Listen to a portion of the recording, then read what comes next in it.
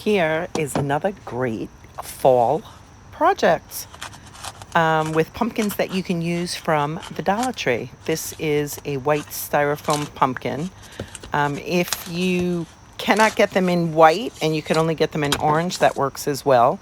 You just may want to paint it for when you put the yarn over it that orange doesn't show through. I didn't paint this one because it's white and I was using cream color yarn to go over it.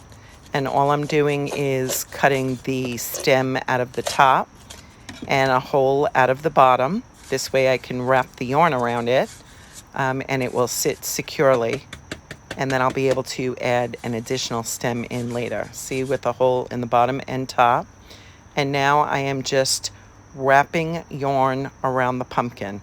You can choose to do this in a couple of different ways. You can cut strips of the yarn and glue them on individually, or you can just keep wrapping it like I did. I happen to think that it's easier. Every so often you want to put some glue just so that the strands of yarn stay together so you don't see the pumpkin. And here it is complete. Then the fun part comes when you get to decorate it. I used a wine cork here for the stem, just putting some glue on the bottom of it and sticking it through the hole that is already in the top of the pumpkin. It fits perfectly and stays very nicely. You can leave it just like this. You can see now how it looks like a pumpkin again. But it's always fun to add some embellishments. This is a perfect project to use leftover stems that you have, leaves. I always have a basket of leaves that I have cut off floral bushes. And to make sure that it doesn't slide down, I'm putting some glue under the leaves here as well as in the bottom. And I'm going to stick that in the hole right next to the wine cork. These are fall colored leaves, so it goes perfectly on the pumpkin. You can leave it as that or you can keep going.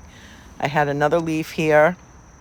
I decided to use just that greenery, and then I'm going to cut off those berries separately. But again, so that leaf doesn't fall off that stem, I'll clip this down to size and put some glue right under that leaf so it doesn't slide off the stem, and then put some glue on the bottom of the stem.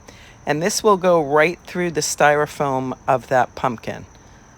So it's perfect to add any of these floral picks that you may have. But again, great project to use any leftover bits and pieces that you have of leaves or florals. I was undecided if I was going to go for a floral, but I decided to use these berries and just cut them off and very easily just glued them to the leaves that were already there.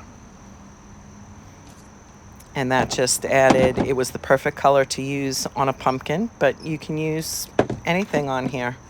You can use a floral bloom, a flower, a sunflower, anything would go on here. But I kind of liked the look of just using the berries. Again, they were something that I had on hand that I only had one of, so it was the perfect project to use it in.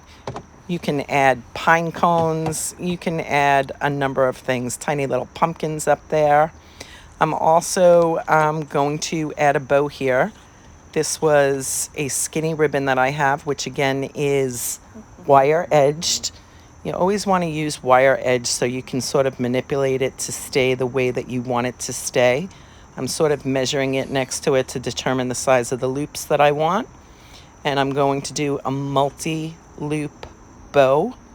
I did 3 loops on each side of this with long hanging tails.